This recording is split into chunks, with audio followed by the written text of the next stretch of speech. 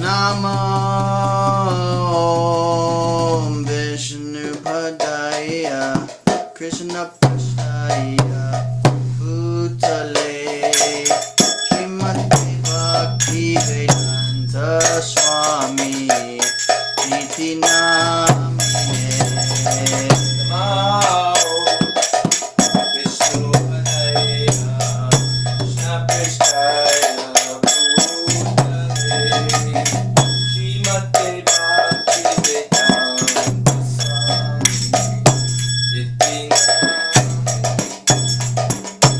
Namaste Saraswati Deve Gaudavani Pacharine Nirvishesha Shunyavadi Paschatya Deshatane Namaste Saraswati Deve Gaudavani Pacharine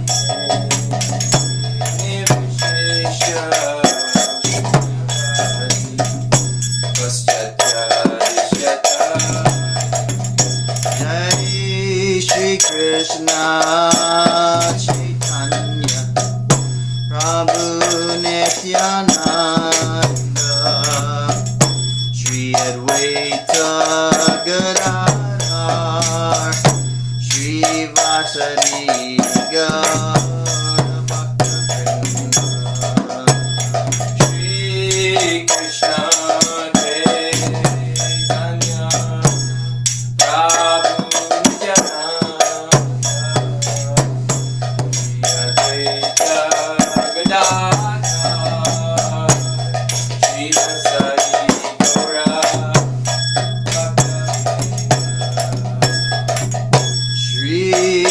Krishna Chaitanya Prabhu Nityananda Shri Advaita Gadadhar Shri Vasari Gaura Bhaktivinoda Shri Krishna Chaitanya Prabhu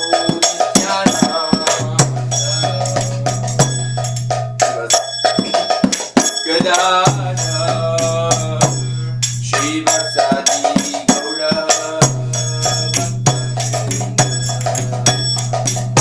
Shri Krishna Chaitanya Prabhu Nityananda Shri Advaita Gadadhar Shri Vasadi Gaura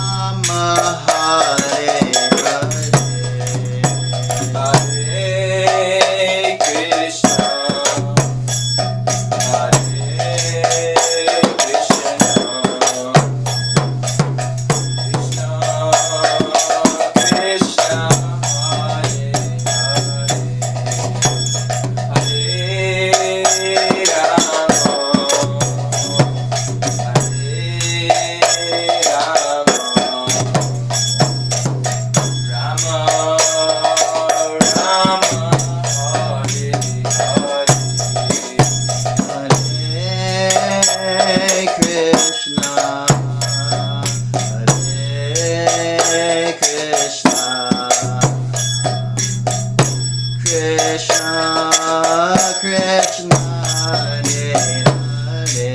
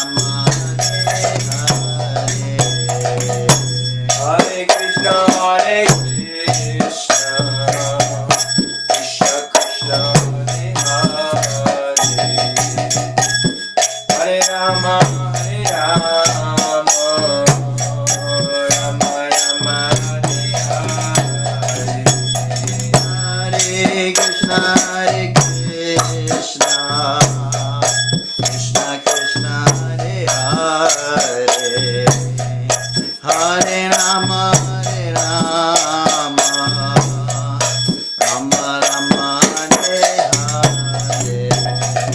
Hare Krishna, Hare Krishna, Krishna Krishna, Hare Hare, Hare Rama, Hare Rama, Rama Rama, Hare Hare Krishna, Hare Krishna, Krishna Krishna, Hare Hare, Hare Rama, Hare Rama, Rama Rama, Hare Hare. Hare Krishna, Hare Krishna, Krishna Krishna, Hare Hare, Hare Rama, Hare Rama, Rama Rama, Hare Hare. Hare Krishna,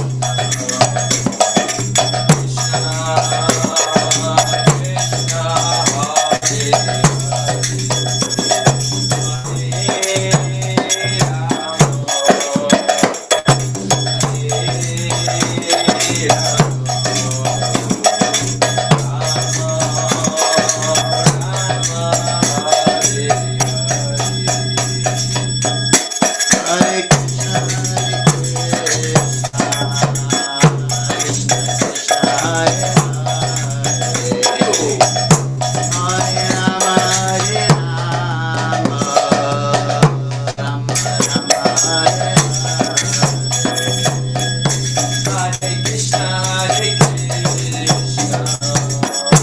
Krishna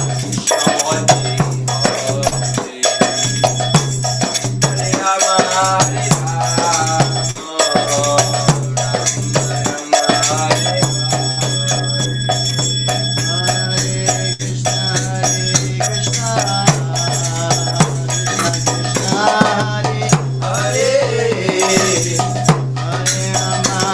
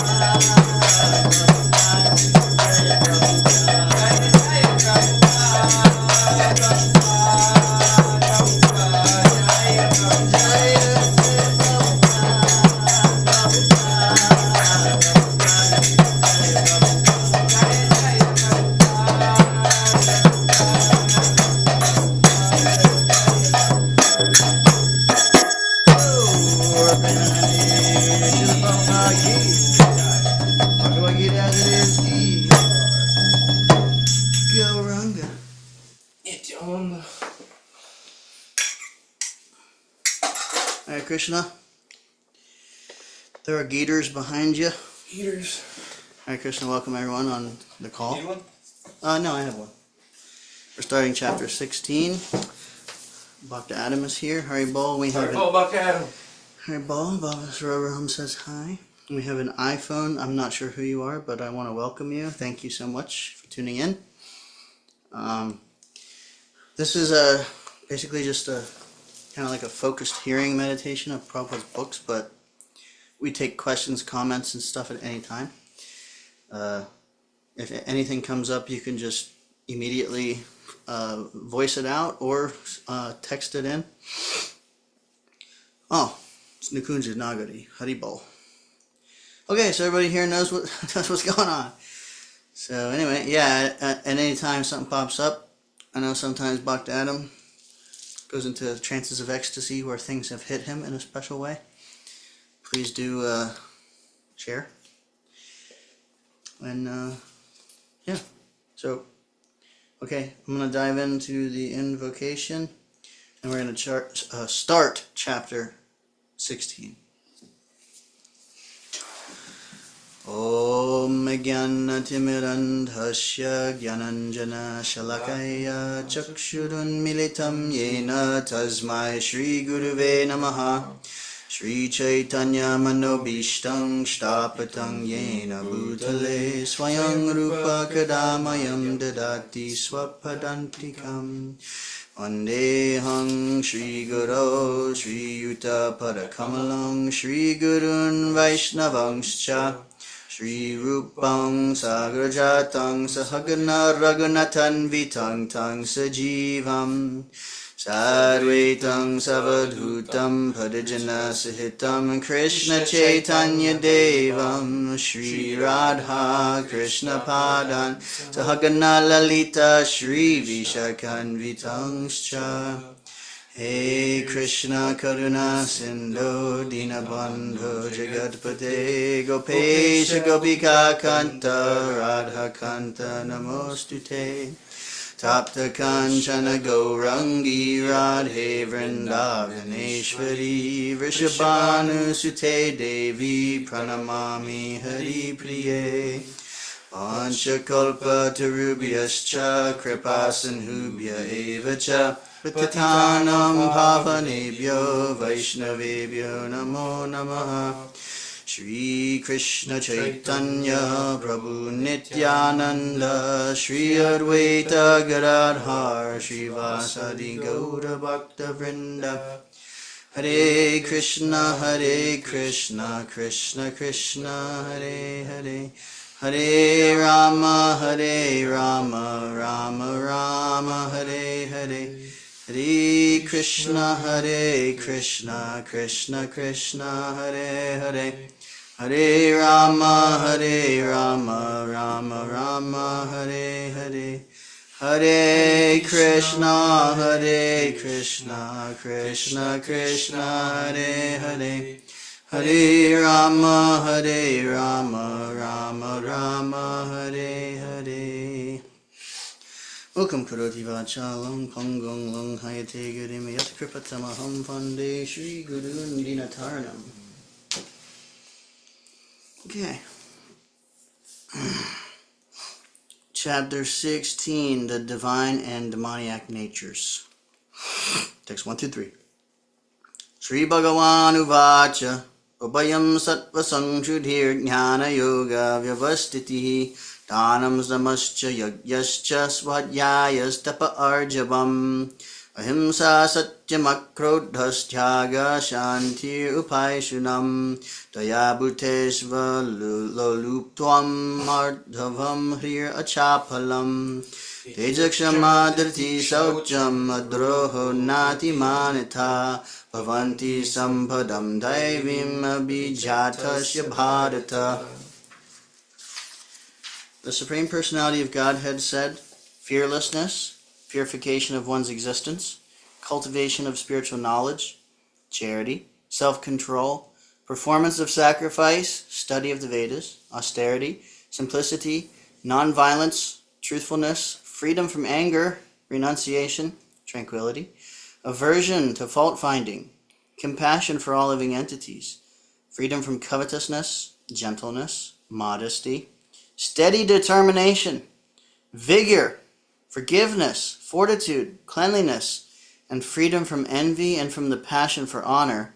These transcendental qualities, O son of Bhart, belong to godly men endowed with divine nature. Purport. In the beginning of the 15th chapter, the banyan tree of this material world was explained. The extra roots coming out of it were compared to the activities of the living entities, some auspicious, some inauspicious. In the 9th chapter, also the devas, or godly, and the asuras, the ungodly, or demons, were explained. Now, according to Vedic rites, activities in the mode of goodness are considered auspicious for progress on the path of liberation, and such activities are known as Daivi Prakriti, transcendental by nature. Those who are situated in the transcendental nature make progress on the path of liberation. Adam left. Hare Krishna.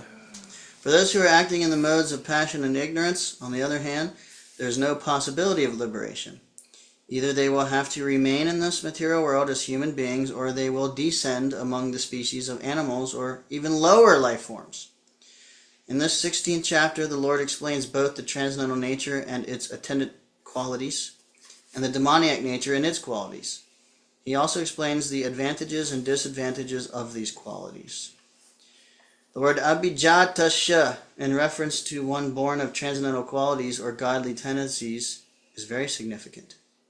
To beget a child in a godly atmosphere is known in the Vedic scriptures as garbhadhana sanskar. If the parents want a child in the godly qualities, they should follow the 10 principles recommended for the social life of the human being. In Bhagavad Gita, we have studied also before that sex life for begetting a good child is Krishna himself. Sex life is not condemned, provided the process is used in Krishna consciousness. Those who are in Krishna consciousness at least should not beget children like cats and dogs, but should beget them so that they may become Krishna conscious after birth. That should be the advantage of children born of a father and mother absorbed in Krishna consciousness. We read, I think yesterday, he said that one must submissively hear, and he said simply hearing like the hogs is not sufficient. Oh, that's so funny. The social institution known as Varnashram Dharma, the institution dividing society into 4 divisions of spiritual life and 4 occupational divisions or castes, is not meant to divide human society according to birth. Such divisions are in terms of educational qualifications. They are to keep the society in a state of peace and prosperity. The qualities mentioned herein are explained as transcendental qualities meant for making a person progress in spiritual understanding so that he can get liberated from the material world. In the Varnashram institution, the sannyasi, or the person in the renounced order of life, is considered to be the head or the spiritual master of all the social statuses and orders. A brahmana is considered to be the spiritual master of the 3 other sections of a society, namely the kshatriyas, the vaishyas, and the shudras. But a sannyasi who is on the top of the institution is considered to be the spiritual master of the brahmanas also. For a sannyasi, the first qualification should be fearlessness, because a sannyasi has to be alone without any support or guarantee of support. He has simply to depend on the mercy of the Supreme Personality of Godhead. If one thinks, after I leave my connections, who will protect me? He should not accept the renounced order of life. One must be fully convinced that Krishna, or the Supreme Personality of Godhead, in his localized aspect as Paramatma, is always within. That he is seeing everything, and he always knows that what one intends to do. One must thus have firm conviction that Krishna, as Paramatma, will take care of a soul surrendered to him. I shall never be alone, one should think. Even if I live in the darkest regions of a forest, I shall be accompanied by Krishna, and he will give me all protection. That conviction is called abhoyam, fearlessness. This state of mind is necessary for a person in the renounced order of life. Then he has to purify his existence. There are so many rules and regulations to be followed in the renounced order of life. Most important of all, a sannyasi is strictly forbidden to have any intimate relationship with a woman. He is even forbidden to talk with a woman in a secluded place. Lord Chaitanya was an ideal sannyasi, and when he was at Puri, his feminine devotees could not even come near to offer their respects. They were advised to bow down from a distant place. This is not a sign of hatred for women as a class, but it is a stricture imposed on the sannyasi not to have close connections with women. One has to follow the rules and regulations of a particular status of life in order to purify his existence. For a sannyasi, intimate relations with women and possession of wealth for sense gratification are strictly forbidden. The ideal sannyasi was Lord Chaitanya himself, and we can learn from his life that he was very strict in regards to women. Although he is considered to be the most liberal incarnation of Godhead, accepting the most fallen conditioned souls, he strictly followed the rules and regulations of the sannyas order of life in connection with association with women. One of his personal associates, namely Chota Haridas, was associated with Lord Chaitanya along with his other confidential personal associates. But somehow or other, this Chota Haridas looked lustily on a young woman, and Lord Chaitanya was so strict that he at once rejected him from the society of his personal associates. Lord Chaitanya said, "For a sannyasi or anyone who is aspiring to get out of the clutches of material nature and trying to elevate himself to the spiritual nature and go back home, back to Godhead, for him, looking toward material possessions and women for sense gratification, not even enjoying them, but just looking toward them with such a propensity, is so condemned that he had better commit suicide before experiencing such illicit desires." So these are the processes for purification. The next item is Jnana Yoga Vyavastiti. Being engaged in the cultivation of knowledge. Sannyasi life is meant for distributing knowledge to the householders and others who have forgotten their real life of spiritual advancement. A sannyasi is supposed to beg from door to door for his livelihood, but this does not mean that he is a beggar. Humility is also one of the qualifications of a transcendently situated person, and out of sheer humility, the sannyasi goes from door to door, not exactly for the purpose of begging, but to see the householders and awaken them to Krishna consciousness. This is the duty of a sannyasi. If he is actually advanced and so ordered by his spiritual master, he should preach Krishna consciousness with logic and understanding. And if one is not so advanced, he should not accept the renounced order of life.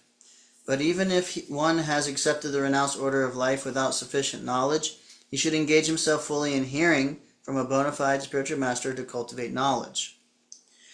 A sannyasi, or one in the renounced order of life, must be situated in fearlessness, sattva sangshuddhi, purity, and jnana yoga, knowledge.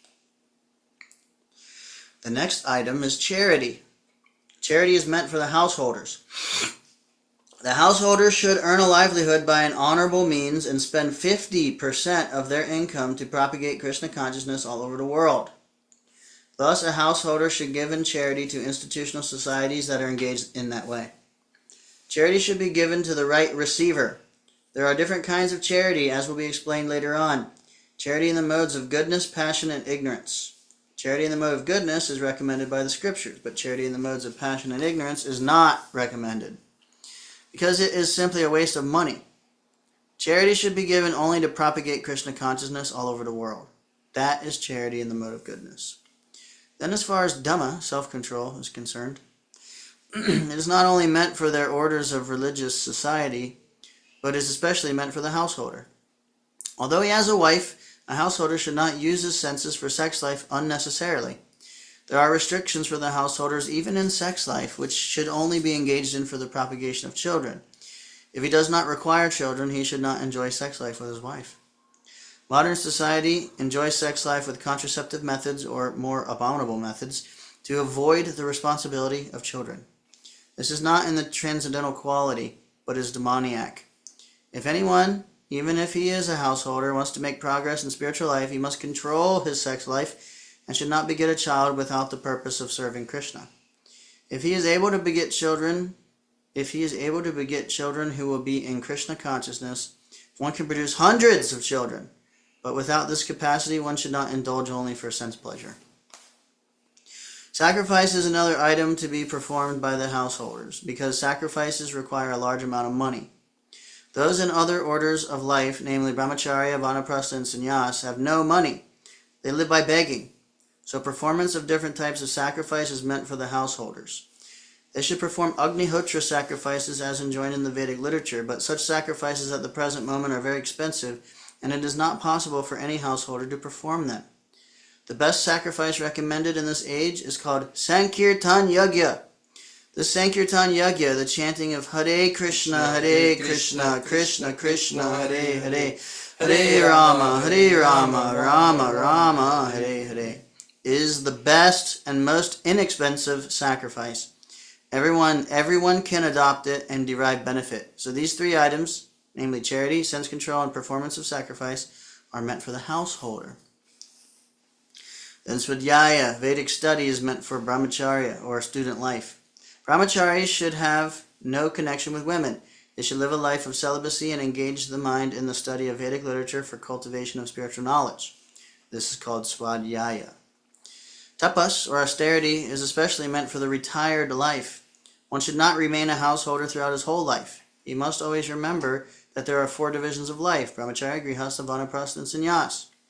So after grihastha, householder life, one should retire. If one lives for 100 years, he should spend 25 years in student life, 25 years in householder life, 25 in retired life, and 25 in the renounced order of life. These are the regulations of the Vedic religious discipline. A man retired from household life must practice austerities of the body, mind, and tongue. That is tapasya.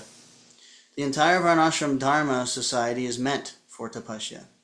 Without tapasya, or austerity, no human being can get liberation.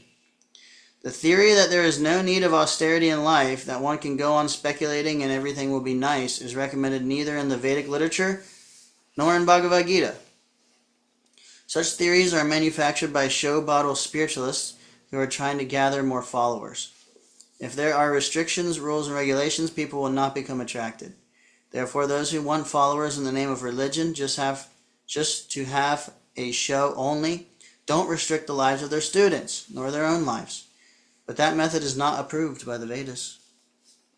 As far as the Brahminical quality of simplicity is concerned, not only should a particular order of life follow this principle, but every member, be he in the brahmacharya ashram, grihastha ashram, vanaprastha ashram, or sannyas ashram. One should be very simple and straightforward. Ahimsa means not arresting the progressive life of any living entity. One should not think that since the spirit spark is never killed, even after the killing of the body, there is no harm in killing animals for sense gratification. People are now addicted to eating animals, in spite of having an ample supply of grains, fruits, and milk. There is no necessity for animal killing. The injunction is for everyone. This injunction is for everyone. When there is no alternative, one may kill an animal, but it should be offered in a sacrifice. At any rate, when there is ample food supply for humanity, persons who are desiring to make advancement in spiritual realization should not commit violence to animals. Real ahimsa means not checking anyone's progressive life. The animals are also making progress in their evolutionary life by transmigrating from one category of animal life to another. If a particular animal is killed, then his progress is checked. If an animal is staying in a particular body for so many days or so many years and is untimely killed, then he has to come back again in that form of life to complete the remaining days in order to be promoted to another species of life. So their progress should not be checked simply to satisfy one's palate. This is called ahimsa. Satyam. This word means that one should not distort the truth for some personal interest. In Vedic literature, there are some difficult passages, but the meaning or the purpose should be learned from a bona fide spiritual master. That is the process for understanding the Vedas. Shruti means that one should hear from the authority. One should not construe some interpretation for his personal interest. Hold on a second.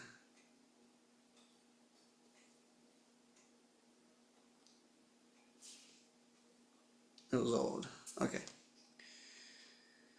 In Vedic literature, there are some difficult passages, but the meaning or the purpose should be learned from a bona fide spiritual master. That is the process for understanding the Vedas. Shruti means that one should hear from the authority. One should not construe some interpretation for his personal interest. There are so many commentaries on Bhagavad Gita that misinterpret the original text. The real import of the word should be presented, and that should be learned from a bona fide spiritual master. Akrodha means to check anger. Even if there is provocation, one should be tolerant. For once one becomes angry, his whole body becomes polluted. Anger is a product of the mode of passion and lust. So one who is transcendently situated should check himself from anger. Apaishanam means that one should not find fault with others or correct them unnecessarily.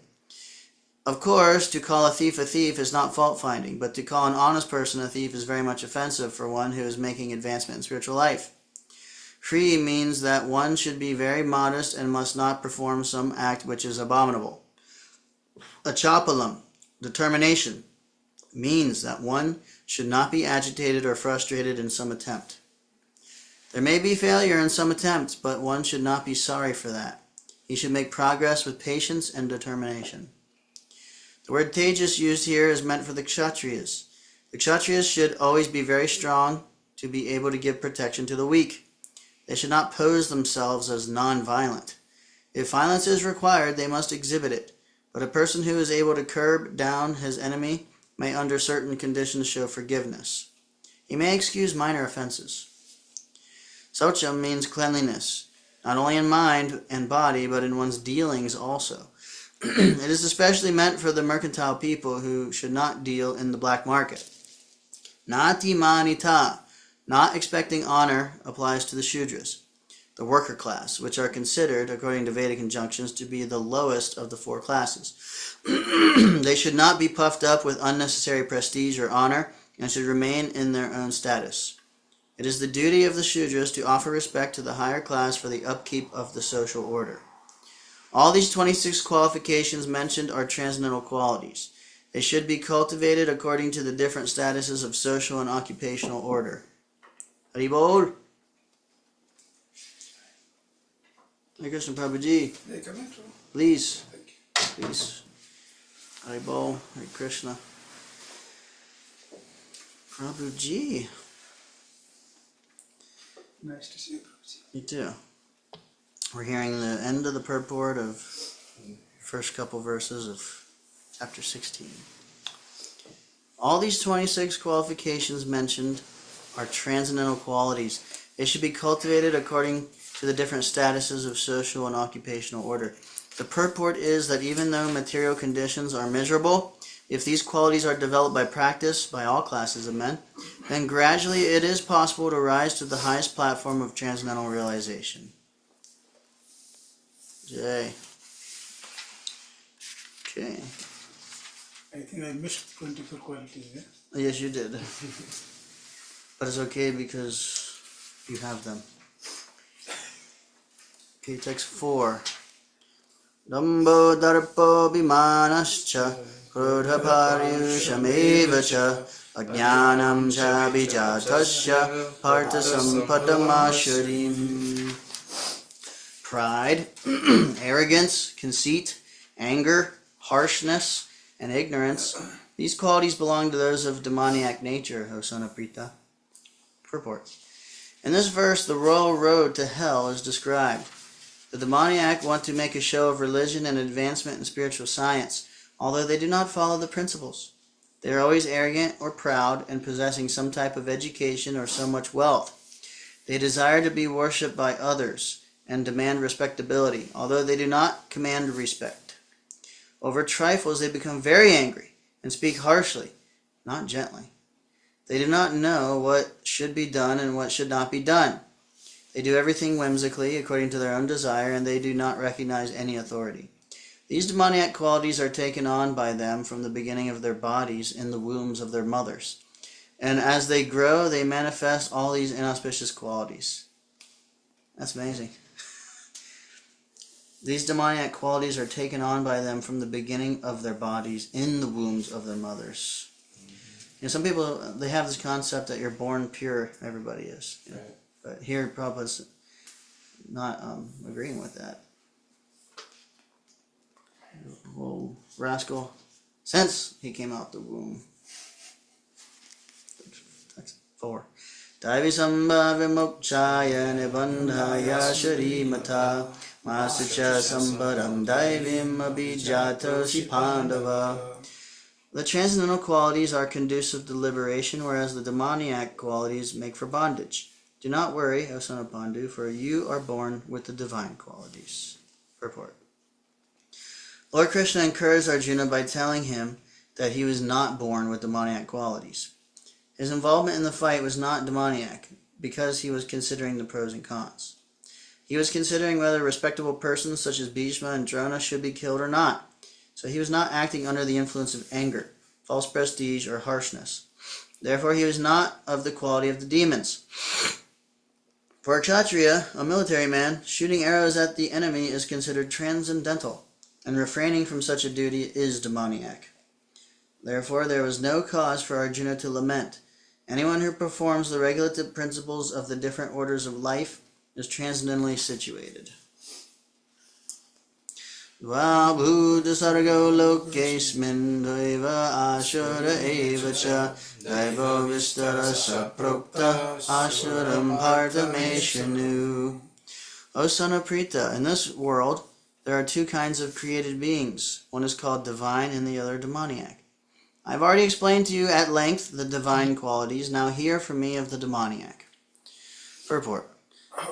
Lord Krishna, having assured Arjuna that he was born with the divine qualities, is now describing the demoniac way. The conditioned living entities are divided into two classes in this world. Those who are born with divine qualities follow a regulated life, that is to say, they abide by the injunction of scriptures and by the authorities. One should perform duties in the light of authoritative scripture. This mentality is called divine. One who does not follow the regulative principles as they are laid down in the scriptures and who acts according to his whims is called demoniac or asuric. There is no other criterion but obedience to the regulative principles of scriptures. It is mentioned in Vedic literature that both the demons and the demigods and the demons are born of the Prajapati. The only difference is that one class obeys the Vedic injunctions and the other does not. Any discussion points at this junction? I think somebody was trying to get in, but I missed them. There's so much in that first report. Right. Basically, we could study that whole thing. Give a class on each paragraph every day. I love the way Prabhupada defines ahimsa. I mean, we hear it also in the 13th chapter. Is that where it goes through the qualities also? Humility, pridelessness, nonviolence. Yeah, it's 8 through 12. And 13, I think. Right? 8 through 12. Those four verses are together, and it's like humility, pridelessness, tolerance, and so on. Separation from the general mass of people, and he says, "This I understand to be knowledge, and anything else I consider to be ignorance." Right. Well, he defines ahimsa there also, and he explains it more elaborately. But here, I like the way he defines it by not arresting the progressive life of any living entity. It's on page 620. Because in that, the purport that you just referenced, he talks about committing violence means to not share Krishna consciousness, right? In that purport. And I was looking up the definition of arrest, to be arrested, and it means to not allow something to transmit or to... It's like, my Guru Maharaj likes to look at the etymology, the Latin origin. And arrest means to halt or put something at rest, or to not allow something to transfer. Huh. And so he's using, Prabhupada uses words very methodically, and right here it says if you're, not transmitting Krishna consciousness to someone, you're arresting them, basically not allowing them to advance in progressive life.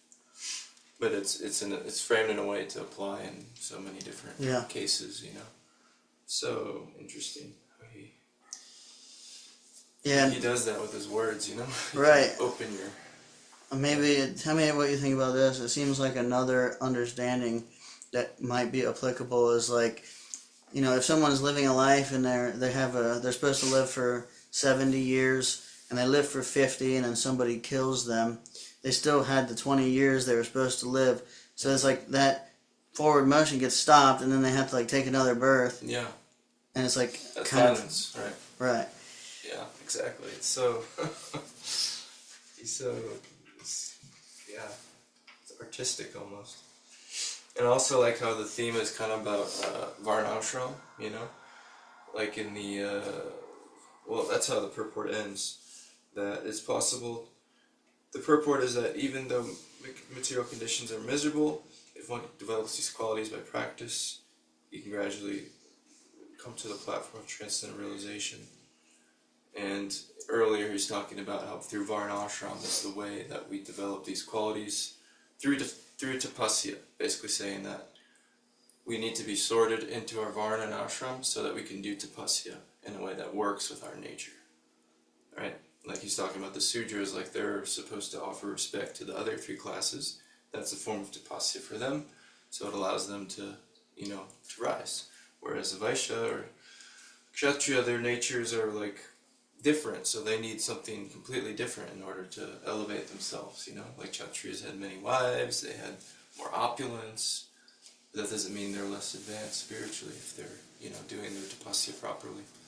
Right. So anyway, I just wanted to point that out. That struck me. Yeah, the process may not always look the same for everybody. Exactly. And that applies, you know, today too. It's just a little bit different since there's no Varnashram set up. Yeah, well now, really we're heavily relying on a bona fide spiritual master personally to help us understand even what our like nature is and how to make progress for us. So I think I think it's kind of I don't know, like we're not able to institutionalize it to that degree, but you know, we can still apply the principles personally. But you know, it's like it might be rare nowadays to find a spiritual master to take the time to get that level of training. Right.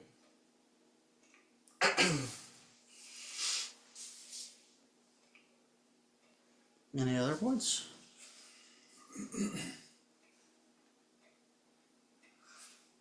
With this, like, you know, the last point, but you know, the only difference is somebody following the Vedic injunction and somebody does not. Right? The difference between the demigods and the demons. So it's not generally like, you know, where somebody is. Of course, it may be like, you know, somebody is born in a demoniac family versus you know, demigod family, but we cannot just rubber stamp just because they're born in their family.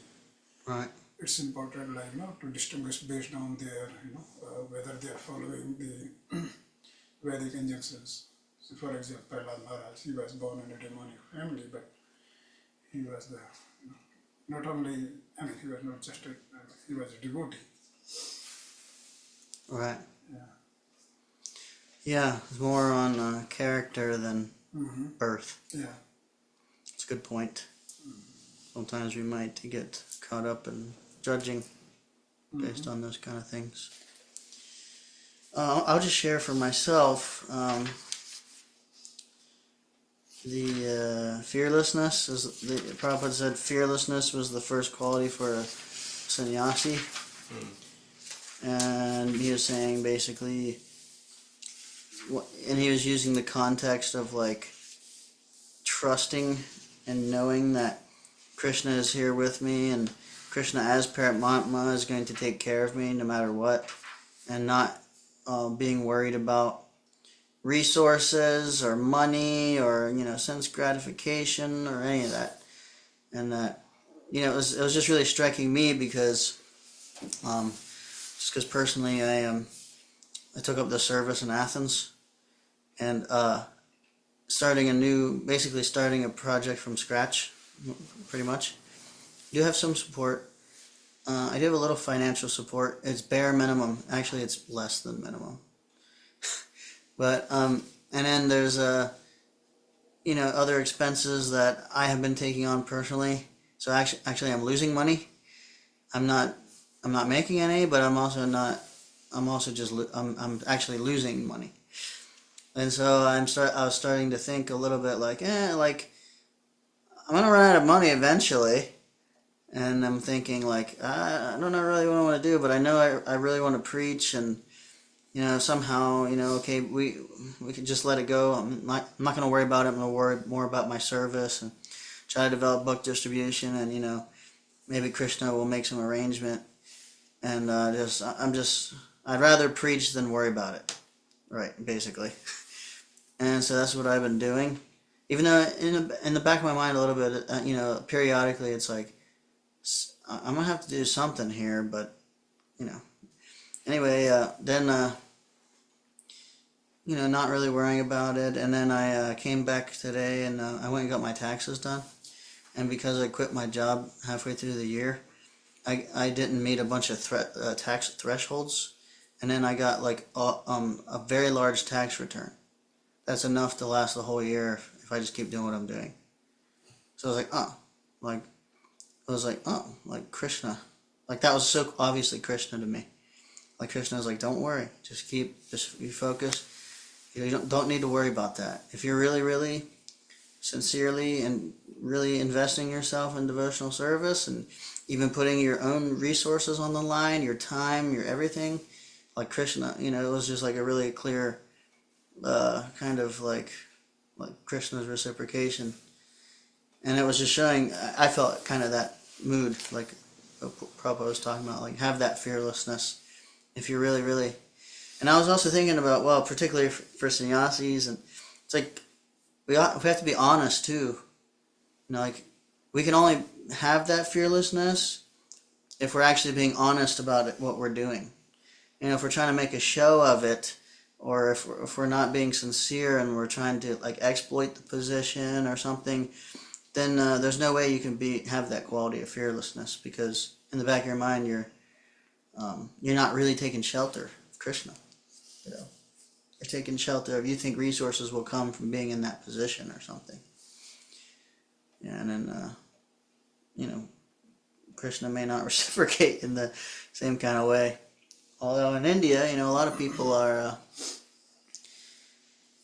taking advantage of having the appearance of a sannyasi, just basically to steal money from people, because the culture kind of supports spiritual knowledge more than, like, let's say over here, if a sannyasi goes walking around, people just like tell him to get a job, yeah,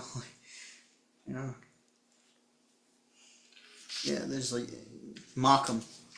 Nice dress, get a job.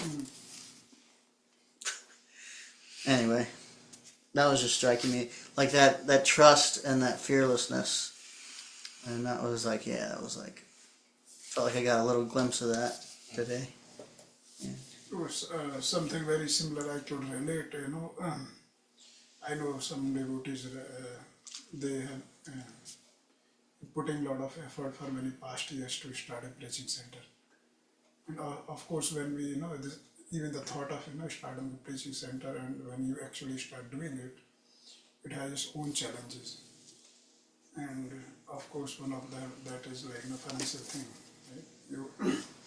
You don't have a place, and then you rent a place, and of course associated expenses, rent, the rent and other expenses, and then you have your own family and the other expenses, but you have to there's no one to support, let's say for example, to support those expenses, then you basically use it out of your pocket, and for a longer period of time. And then I know one devotee, to support that, he started a shop. Now he has a full-time job, he has a family, and then he has a shop, so get the income from that so that you can support this preaching center. And then you keep doing for number of years, then COVID strikes, or some this thing. What is this? Not COVID, sorry. This what was that? Trade 25%, 35%. What is that? The international, right? That tariffs. Yeah, the tariffs, and because of tariffs, your business becomes unprofitable. Then you have to sell your store, and then now, you know, you are being tested through thick and thin. Then how will you? Then somehow Krishna sends some people, and then they are there to support you. So yeah. So I could like when you are saying that, I could like relate to some situations and some personalities. It's amazing in the material world how close total disaster is at all the time, basically. And we might see it's like imminent disaster, and then how easily, like Krishna can just send somebody, and then all your problems are solved. It's really so. What's the word? Fickle, the situation. Any moment, like every single thing in our life can just change in a moment. Yeah. It's amazing.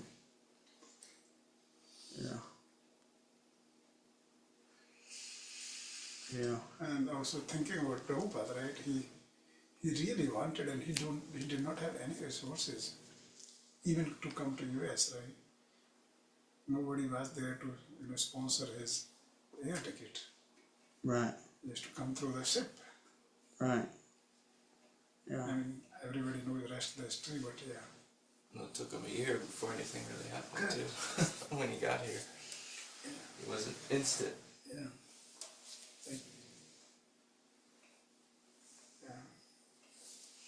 Right. Any points online here? Looks like not. Let's see. Yeah, it's pretty much time to stop. Alright, Krishna. Hare Krishna. Srila Prabhupada ki jai. Vanchakalpa tarubhyascha kripasindubhya evacha Titanam pavanebhyo Vaishnavebhyo namo namaha Anantakoti Vaishnavrinda ki jai. Hare Krishna. Hare Krishna. Thanks for the comment. Nakunja online says, just relishing. Very well. Stalwart devotees are always relishing. Yeah, I've been reading the first canto of Bhagavatam, and over again, the theme is just repeatedly a submissive oral reception. Submissive oral reception. And hearing about, actually read the other day, I'm going to try to quote it exactly. It's going to be a little bit probably off, but basically the gist of what Prabhupada said was, the most confidential service one can perform for the Lord is to help him bring those souls back to him, basically. And that was pretty amazing. And it said specifically the ones he wants. Like there are specific ones. And I was talking about this with my friend. I won't say his name. And in Bhagavatam we hear that there are souls in the material world. They're being governed by the three modes. And so basically whatever we're doing is karmic, and whatever actions, if you do karma, you get the reaction. If you do V-karmic activities, you get the unfavorable reaction. And there's no way to, there's no action that can bring you to a karmic activity or bhakti if you're just within the material world acting. So then in Bhagavatam we hear that what happens a lot is that one will become very sattvic and charitable, and then he will give charity knowingly or unknowingly to a devotee, and then that will result in the agyata sukriti, and then from there will result in his later engagement in devotional service. And so I was making this point how basically to determine who gets that and who doesn't is basically you're just chosen by Krishna. And then I brought it to my friend. He said, have you ever read Madhurya Kadambini? And I said, no. And he said, you should read it. It's very good. And he said, well, in there, and he explained to me how actually whenever one is engaged, like devotees, especially pure devotees, are engaged in Sankirtan, then by the devotees desiring to give Krishna to the conditioned souls, even if they're not a specific soul that Krishna is calling back, actually Krishna obliges to the devotee's desire to spread Krishna consciousness wherever they are. So like the real mercy is coming from the devotees to get that like Bhakti Lata Bij planted. And I thought that was pretty good. Yeah. So there are souls that are specifically Krishna's calling, but actually the reach of the Lord's mercy can extend beyond those who are just being called, but those who even just a pure devotee desires to give it to. Then Krishna will say, all right, yeah, bring him too. It's like the mercy of a devotee. It's amazing. Yeah. Pure devotee desires, even if Krishna was thinking, Lord Chaitanya and Lord Nityananda and the Jagai Madai. Lord Chaitanya was like, all right, I'm going to kill him. And Lord Nityananda was like, no, and he said, all right, but well, since he got the mercy of Lord Nityananda, then... Nothing you can do. Yeah, it's an amazing quality of the Lord. Yeah. Anyway, I just wanted to share that. It's a nice thought, and it really encourages us in trying to spread Krishna consciousness. I think Krishna appreciates that mood so much that he specifically empowers those devotees to have that influence. And then Krishna as Paramatma in the individual's heart can actually just switch them right on to it. What I've been doing lately is I set up a book table and I have kirtan blasting, like I have a speaker pretty loud and it's like a crowd walking.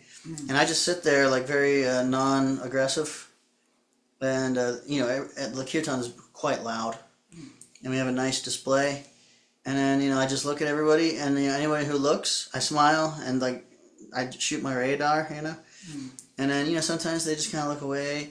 Sometimes they look and then they see me smiling and they'll like perk up and like oh, and like, okay, that's right fruit. So then I'll like wave them over and I'll like give them like a simply wonderful, like right off the bat, and then they'll just come over and it's so amazing how so many people and then certain ones are just like oh yeah, and then it's like oh yeah, and they just like come out, like come to you. It's really amazing. It's like just Krishna in their hearts, just like bling, light. As soon as they hear the kirtan, like a light goes off, and they're like, yeah. And then somebody else is just like totally. So that's what I've been doing is like trying to focus on the ripe fruits. I'm not distributing like large quantities of books, but going for the quality of interaction and trying to understand these points deeper of Krishna's mood and the service of spreading Krishna consciousness and going deeper into that. So much, so nice. Too much nice. So, alright. Okay, well, guess we'll end here. Hare Krishna, thank you so much, Prabhuji. Thank you, Prabhuji. Thank you, Kunja, for being here. Hare Krishna, I'm going to end it here. All glories to Srila Prabhupada. Jai. Prabhupada ki jai. Jai. Hare Krishna.